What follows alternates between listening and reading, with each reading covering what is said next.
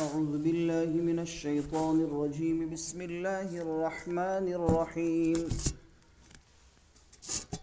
وبشر الذين آمنوا وعملوا الصالحات أن لهم جنات تجري من تحتها الأنهار كلما رزقوا منها من ثمرة رزقا قالوا هذا الذي رزقنا من قبل وأتوا به متشابها ولهم فيها أزواج مطهرة وهم فيها خالدون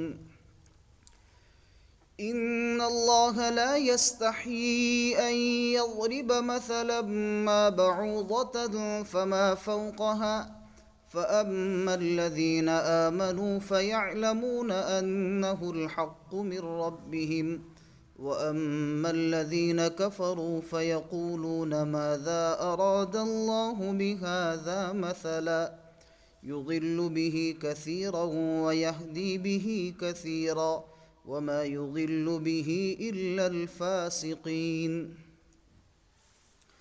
اور خوشخبری دیجئے نبی کریم صلی اللہ علیہ وسلم ایمان والوں کو اور اعمال صالحہ کرنے والوں کو کہ بے شک ان کے لیے ایسے باغات ہوں گے جس کے نیچے سے نہریں بہتی ہیں، جب بھی ان کو کوئی پھل کھانے کے لیے دیا جائے گا تو وہ لوگ کہیں گے کہ اس سے پہلے بھی ہمیں ایسا ہی پھل دیا گیا، اور ان کو یعنی جنت والوں کو ایک شکل کے کئی پھلوں کو کھانے کے لیے دیا جائے گا، اور جنت والوں کے لیے جنت میں پاکیزہ بیویاں ہوگی یعنی حوریں ہوگی، اور وہ جنت والے جنت میں ہمیشہ ہمیشہ رہیں گے۔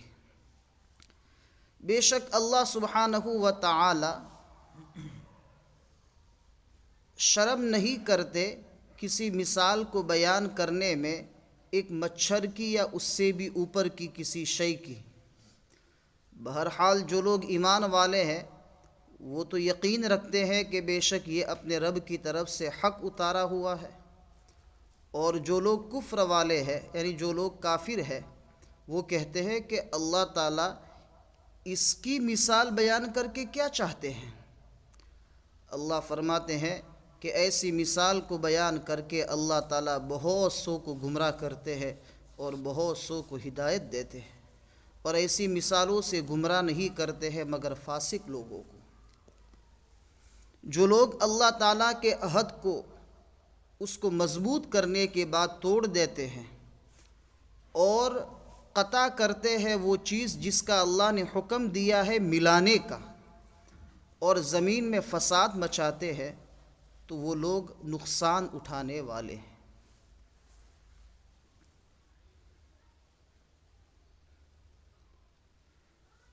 تقریباً 3 آیتوں کا ترجمہ ہوا، اور تینوں ترجموں میں الگ الگ رنگ ہے۔ ایک میں جنت کی بشارت ہے، دوسرے میں اللہ رب العزت ایک مثال بیان کرتے ہیں مچھر کی، اور اس پر کافرین کا اعتراض ہے اور سوال ہے،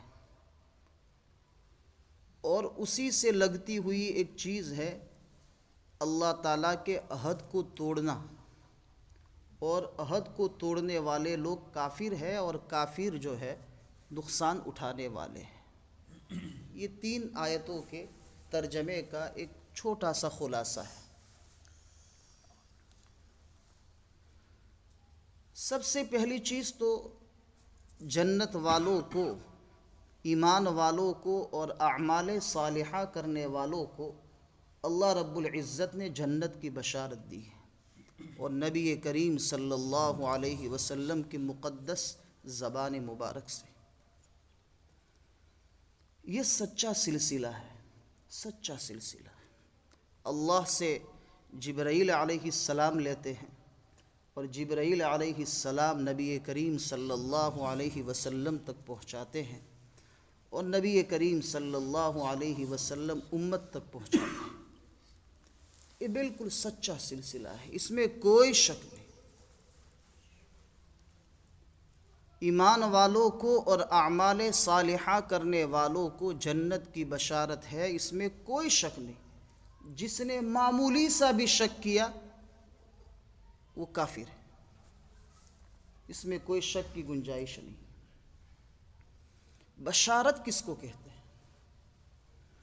بشارت کہتے ہیں ایسی اطلاع اور ایسی خبر کہ جس کو سن کر سامنے والے کا چہرہ کھل اٹھے۔ مومنین کو اور اعمال صالحہ کرنے والوں کو جنت کی خوشخبری دی جائے تو ان کے چہرے کے اوپر تازگی اور ان کا چہرہ جو ہے اس سے کھل اٹھنا چاہیے۔ اگر کھل اٹھتا ہے اور چہرے پر تازگی اور خوشی کی لہریں دوڑنے لگتی ہیں تو سمجھو کہ آپ کو یہ خوشخبری مبارک ہو۔ تو اس کو کہتے ہیں بشارت۔ دنیا میں جیسے کہتے ہیں کہ آپ کے گھر ماشاءاللہ بچے کی ولادت ہوئی تو بچے کے باپ اور اس کے گھر کے جو افراد ہوتے ہیں ان کے چہروں کے اوپر ایک الگ سی خوشی نظر آتی ہے، چہرہ چمک اٹھتا ہے، تو یہ خوشخبری ہے۔ خوشخبری کی ایک دوسری تعریف یہ ہے کہ اچھی خبر پہلی مرتبہ جو دے وہ خوشخبری ہے۔ پھر دوسرے نے بھی کہا کہ آپ کے گھر بچے کی پیدائش ہوئی ہے، وہ خوشخبری نہیں ہے، وہ خبر ہے۔ وہ خوشخبری نہیں ہے، وہ کیا ہے؟ خبر ہے۔ اس کی دلیل یہ ہے کہ نبی کریم صلی اللہ علیہ وسلم نے مدینۃ المنورہ میں صحابہ کو جمع فرمایا، کہا کہ لوگوں کو نماز کے وقت پر مسجد میں لانے کے لیے کیا کرنا چاہیے؟ اس سے پہلے اذان تو اس امت کے لیے اللہ تعالیٰ نے دی ہے۔ اس امت سے پہلے والی امتوں کو یہ اذان نماز کے لیے نہیں دی گئی تھی، بلکہ مدنی زمانے میں اللہ کی طرف سے نبی کریم صلی اللہ علیہ وسلم کو خواب کے ذریعے سے، دوسرے صحابہ کے خواب کے ذریعے سے یہ بشارت پہنچائی گئی، اور پھر آپ نے مشورے سے اذان کو جو ہے شروع کیا۔ تو کسی نے کہا کہ ڈھول بجایا جائے تاکہ اس کی آواز سن کر لوگ مسجد کی طرف آ جائیں۔ کسی نے کہا کہ آگ روشن کی جائے۔ یہ عرب میں یہ چیز تھی، جیسے ہمارے بڑوں میں بھی یہ چیز تھی کہ گاؤں میں کوئی حادثہ ہوتا تھا تو ڈھول بجاتے تھے یا آگ جلاتے تھے اونچی جگہ پر جا کر۔ تو یہ کسی اچھی یا بری خبر کے لیے لوگوں کو جمع کرنے کے لیے یہ طریقہ تھا، اور یہ طریقہ عرب میں بھی تھا۔ تو کسی نے رائے دی کہ ڈھول بجایا جائے، کسی نے کہا کہ آگ جلائی جائے، کسی نے کہا کہ پہاڑ کی چوٹی پر جو ہے اونچی جگہ پر جا کر آواز دی جائے، کہا کہ نماز کا وقت ہو گیا ہے، قد آن وقت الصلاۃ، نماز کا وقت ہو گیا، قد کان وقت الصلاۃ۔ نبی کریم صلی اللہ علیہ وسلم نے فرمایا، کہا کہ دیکھو مختلف رائے تو آئی ہے۔ پھر آپ صلی اللہ علیہ وسلم نے فرمایا کہ دیکھو آگ جلانا یہ مجوسیوں کا کام ہے، آگ کی پوجا کرنے والے لوگوں کا طریقہ ہے۔ ڈھول بجانا یہ مسلمانوں کا طریقہ نہیں ہے۔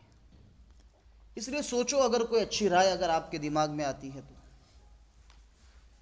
پھر دوسرے روز ایک صحابی آئے، حضرت عبداللہ ابن زید ابن عبد ربہ رضی اللہ تعالیٰ عنہ۔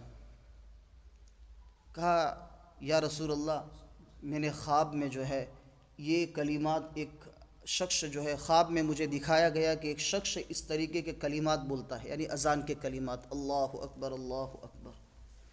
تو کیوں یہ اذان یعنی اس کو جو ہے نماز کے لیے بلانے کے طور پر ان کلمات کو کہا جائے تاکہ ان کلمات کو سن کر سب لوگ مسجد میں نماز کے لیے آ جائے؟ تو کہا کہ بہت اچھی بات ہے، ماشاءاللہ بڑے اچھے کلمات ہیں جس میں اللہ کی کبریائی ہے اور ایمان کی شہادت ہے، نماز کی طرف بلانا اور کامیابی کی گواہی ہے اس میں۔ پھر تھوڑی دیر کے بعد حضرت فاروق اعظم رضی اللہ تعالیٰ عنہ بھی تشریف لائے. ایک ہی وقت میں، ایک ہی رات میں 14 صحابہ نے یہ کلمات خواب میں دیکھے، سنے. 14 صحابہ نے. اور سب سے پہلے جو نبی کریم صلی اللہ علیہ وسلم کو ان کلمات کو خواب میں سننے کی اطلاع دی وہ عبداللہ ابن زید ابن عبد ربہ رضی اللہ تعالیٰ عنہ تھے. فاروق اعظم رضی اللہ تعالیٰ عنہ کو جب پتہ چلا کہ اس شخص نے یہ کلمات، راستے میں ملاقات ہوئی، کہا کہ یہ کلمات میں نے خواب میں دیکھے تھے اور میں نے نبی کریم صلی اللہ علیہ وسلم کو بتایا، تو فاروق اعظم نے ان کی گردن پر چادر ڈالی اور گھسیٹتے ہوئے نبی کریم صلی اللہ علیہ وسلم کے پاس لے کے آئے. کہا یا رسول اللہ، یہ تو میں نے بھی دیکھے، یہ تو میں نے بھی کلمات سنے ہیں. تو نبی کریم صلی اللہ علیہ وسلم نے فرمایا عمر اس کو چھوڑ دو، اس نے مجھے خوشخبری دی، آپ نے مجھے خبر دی. اچھی چیز کی جو خبر پہلی مرتبہ دی جاتی ہے وہ خوشخبری ہوتی ہے، اور پھر وہی چیز دوسری مرتبہ کوئی سناتا ہے تو یہ خبر ہے، یہ خوشخبری یہ پہلی مرتبہ ہوتی ہے. تو قرآن کریم جو ہے ہمیں خوشخبری دے رہا ہے. نبی کریم صلی اللہ علیہ وسلم کی مبارک زبان، اللہ رب العزت کا کلام، جبرائیل کا واسطہ، یعنی ایسی خوشخبری ہے کہ جس کی خوشخبری ہونے میں کوئی شک نہیں ہے. ایمان والوں کو اور اعمال صالحہ کرنے والوں کو جنت کی خوشخبری دے دو. جنت کی خوشخبری ایمان والوں کو اور اعمال صالحہ کرنے والوں. ایمان ایک اللہ کی گواہی، نبی کریم صلی اللہ علیہ وسلم اور تمام انبیاء کی رسالت کو دل سے ماننا، جس کو ہم ایمان مفصل میں کتب سماویہ، آسمانی کتابیں، تقدیر وغیرہ، ان تمام چیزوں کو دل سے ماننا، یہ ایمان ہے. اور ایمان کے تقاضوں پر چلنا یہ اعمال صالحہ ہے. اور یہ دونوں چیزیں جب ملے گی تو پھر اللہ تعالیٰ آپ کو جنت کی خوشخبری دیتے ہیں. اسی مجلس میں ہم نیت کریں انشاءاللہ کہ اللہ تعالیٰ ہمیں ایمان کے ساتھ ہمیشہ وابستہ رکھے اور اس کے تقاضوں پر چلائے. ضروری ہے، ورنہ ایک جملہ پڑھا ابھی مطالعے میں، علامہ قرطبی رحمۃ اللہ علیہ اور علامہ آلوسی بغدادی رحمۃ اللہ علیہ بہت چوٹی کے مفسر ہیں. ایک کی تفسیر کا نام ہے، علامہ آلوسی کی تفسیر کا نام ہے روح المعانی، اور علامہ قرطبی رحمۃ اللہ علیہ کی تفسیر کا نام ہے الجامع لاحکام القرآن. اس میں لکھا ہے کہ صرف اگر ایمان ہے، اعمال صالحہ اگر آپ کی زندگی میں نہیں ہے، تو اول وہلے میں جنت میں داخل ہونے کی بظاہر کوئی شکل نہیں. ہم تو دعا کرتے ہیں اللہم ادخلنا الجنت بغیر حساب و کتاب، اللہ جنت میں بغیر حساب و کتاب کے داخل فرما، یہ دعا کرتے ہیں. لیکن اگر اعمال صالحہ نہیں ہے تو پھر جنت کے اندر اول وہلے میں داخل ہونے کی بظاہر کوئی شکل نہیں. پھر اللہ کی رحمت اگر کسی کو ڈھانپ لے اور کسی کو جنت میں داخل کر دے تو وہ اس کی مرضی ہے، ورنہ قانون تو یہ ہے کہ اس طریقے سے اول وہلے میں داخل نہیں ہو سکتا. اس لیے ایمان کے ساتھ اعمال صالحہ ضروری ہے. لیکن ایمان جب تک نہیں ہے تب تک اعمال صالحہ مقبول بھی نہیں ہے. دنیا میں بہت سارے کافر اور مشرک ہیں، بہت اچھے کام کرتے ہیں، پیسے ڈونیٹ کرتے ہیں، بڑی بڑی اسکولیں بناتے ہیں، پرب بناتے ہیں، لیکن ان اعمال کی ان کو کل قیامت کے دن کوئی جنت میں کوئی بدلہ نہیں دیا جائے گا، دنیا ہی میں ان کو بدلہ دے دیا جائے گا، اور یا تو پھر ان کی نسلوں میں اس کی برکتیں اور مال وغیرہ دے دیا جائے گا. آخرت میں ان کے لیے کوئی حصہ نہیں. اس لیے کہ آخرت میں اچھا بدلہ پانے کے لیے سب سے پہلی چیز شرط ہے ایمان. اور ایمان لانا آسان ہے، ایمان کو اخیر موت تک بچا کر رکھنا یہ بڑا مشکل ہے. اور اللہ رب العزت نے ہمیں ایمان دیا ہے، یہ اللہ تبارک و تعالیٰ کا بے انتہا احسان و کرم ہے. ورنہ پتہ نہیں جس وقت ہم پیدا ہوئے اس وقت دنیا میں ہزاروں انسان پیدا ہوئے تھے، کتنے کافر کتنے مشرک ہو گئے، لیکن اللہ نے ہمیں مسلمان بنایا. کتنی مخلوق، مچھر، کیڑے مکوڑے کتنے پیدا ہوئے ہوں گے جس دن ہم پیدا ہوئے. اللہ نے ہمیں اشرف المخلوقات بنایا اور اس میں بھی مسلمان بنایا. تو ایمان کی ہر وقت اللہ تعالیٰ سے جو ہے اس کے اوپر شکریہ ادا کرنا چاہیے، اور اس کی باقی رکھنے کے لیے ہمیں جو ہے اس کی محنت کرنی چاہیے. بہت سارے لوگ ایسے ہیں کہ ایسا لگتا ہے کہ وہ ایمان لے آئیں گے اور ان کی زندگی بہت اعلیٰ ہو جائے گی، بہت اچھی ہو جائے گی، لیکن دنیا کی لالچ نے اور مال و متاع کی حرص اور ہوس نے ان کو ایمان سے بہکا دیا. کتاب میں ایک واقعہ لکھا ہے، عجیب واقعہ ہے. نبی کریم صلی اللہ علیہ وسلم کے زمانے میں ایک بہت بڑا شاعر تھا، اس کا نام تھا اعشا شاعر. وہ مقام نجد میں رہتا تھا. عرب کے جو حصے، جو علاقے اونچائی پر ہے اس کو تہامہ کہتے ہیں، اور جو حصے نچلے ہیں اس کو نجد کہتے ہیں. تو یہ ریاض وغیرہ کا جو حصہ ہے سعودیہ میں، وہ سب مقام نجد ہے، اور جدہ، مکہ، مدینہ، یہ جو اونچائی کے حصے ہیں یہ سب کے سب مقام تہامہ ہے. یہ عربی کی وضاحت ہے. تو نجد میں رہتے تھے یہ جناب شاعر جس کا نام تھا اعشا. اس کے اشعار بڑے مشہور تھے.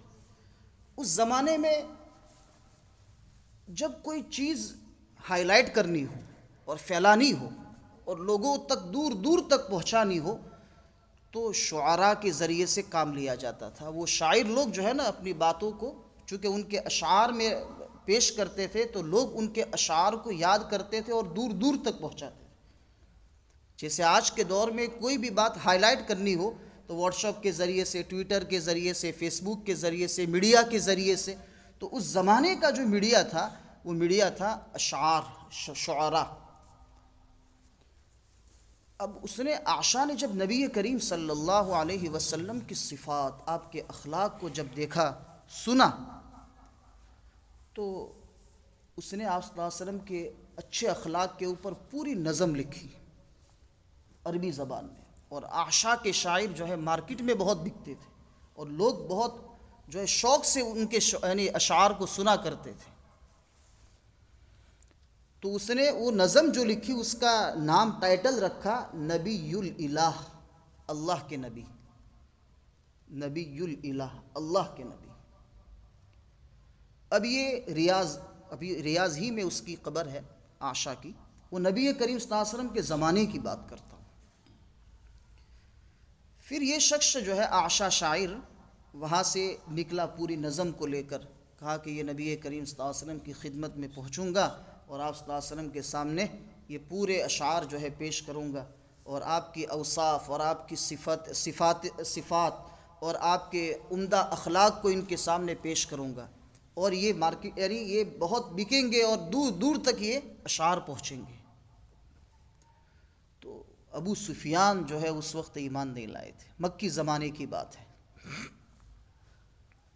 ان کو پتہ چلا کہ اعشا شاعر آ رہا ہے، بڑا نام تھا عرب میں اس کا، اور وہ نبی کریم صلی اللہ علیہ وسلم پر اشعار لکھ کر لایا ہے.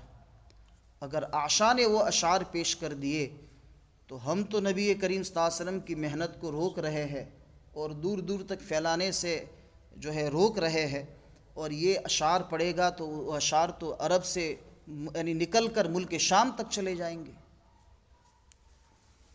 تو مکے سے باہر ابو سفیان نے اعشا کا استقبال کیا. وہ آ رہا تھا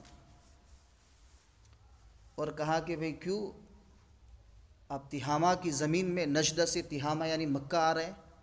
تو کہا کہ میں نبی کریم صلی اللہ علیہ وسلم کے اخلاق اور آپ کی عمدہ صفات پر عاشق ہو گیا ہوں، اور میں نے آپ صلی اللہ علیہ وسلم کی ذات کے اوپر اشعار لکھے ہیں، تو میں اشعار آپ کی خدمت میں سنانے کے لیے جا رہا ہوں.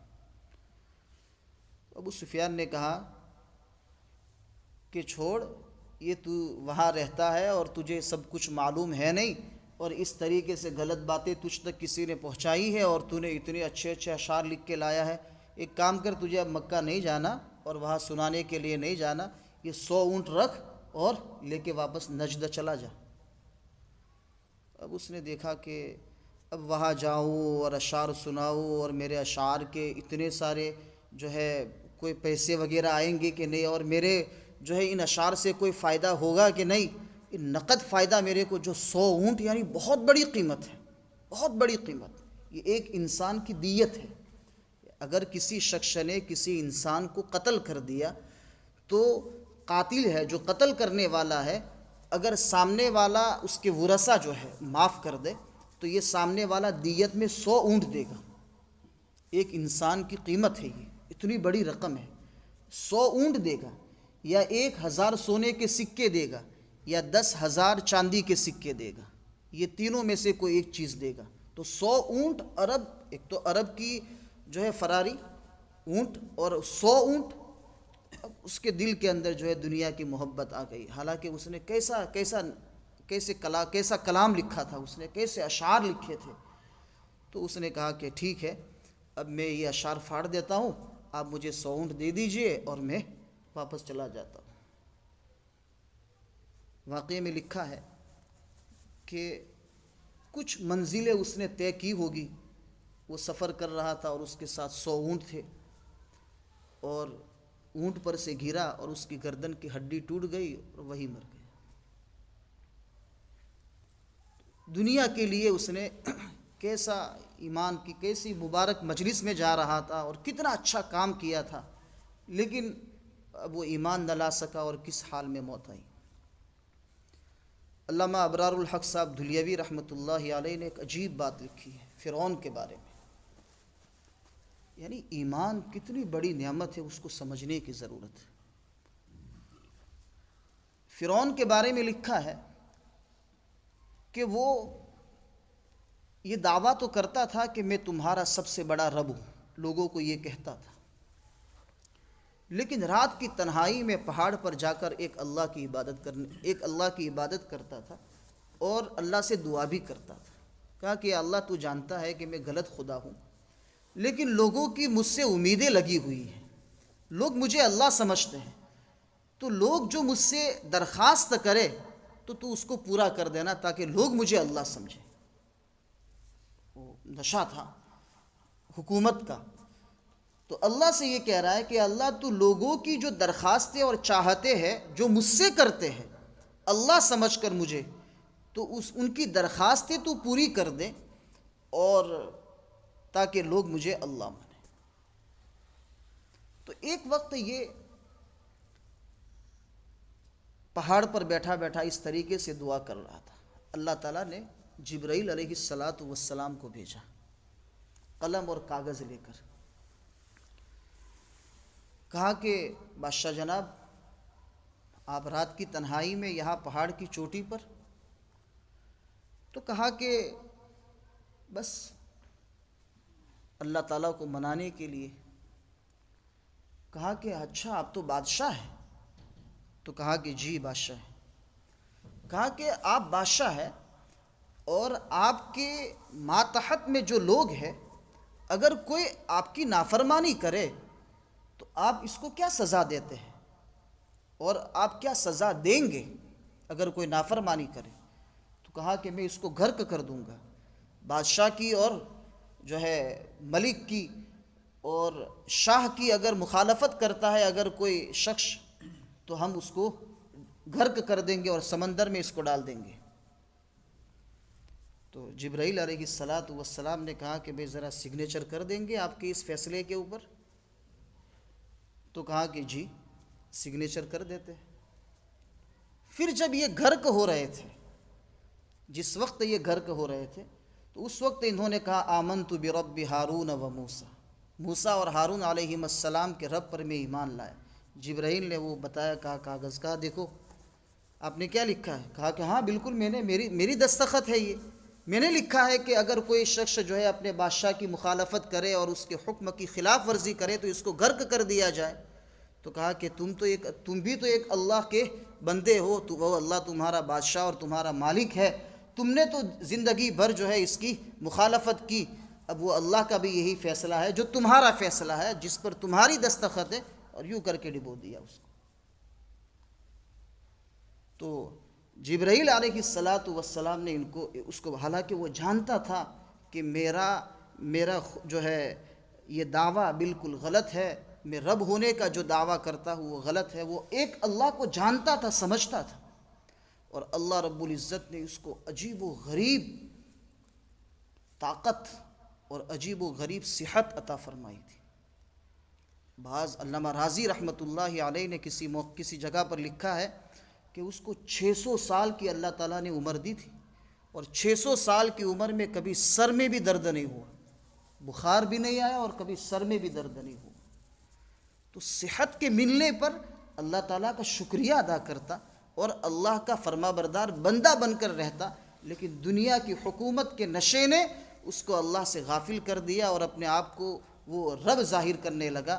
اللہ نے فرمایا تم رب ہو، آ جاؤ پھر بتاتے ہیں۔ آج اللہ تعالیٰ نے اس کی لاش کو جو ہے دنیا والوں کے لیے عبرت کا نشان بنا دیا۔ تو ایمان کے بہت سارے ایسے مواقع ہوتے ہیں لوگ یعنی بے ایمانوں کے لیے، لیکن وہ اللہ تعالیٰ کیا حکمت ہوتی ہے کہ ان کو ایمان سے محروم کر دیتے ہیں۔ ابھی ایک ہفتہ پہلے مدرسے میں ایک نو مسلم تھے، عمر بھائی تھے، وہ میاں بیوی دونوں ایمان لے آئے،